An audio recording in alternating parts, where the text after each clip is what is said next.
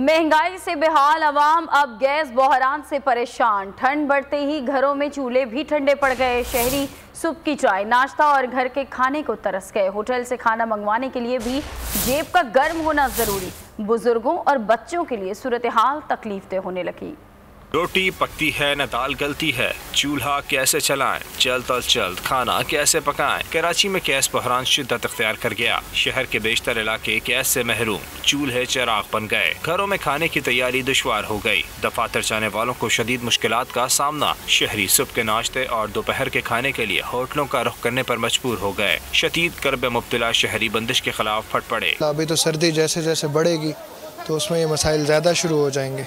तो अब गवर्नमेंट को चाहिए कि कोई अल्टरनेटिव, कोई इस तरह की चीज़ें जो है इनको करनी चाहिए। इसके लिए सफ़ेद पोश लोग जो है ना वो बेचारे बड़े परेशान हैं, वो सिलेंडर लेने के काबिल नहीं है। शहर में सूद की जानिब से गैस सप्लाई 1095 MMCFD है। 115 MMCFD गैस कमी का सामना है।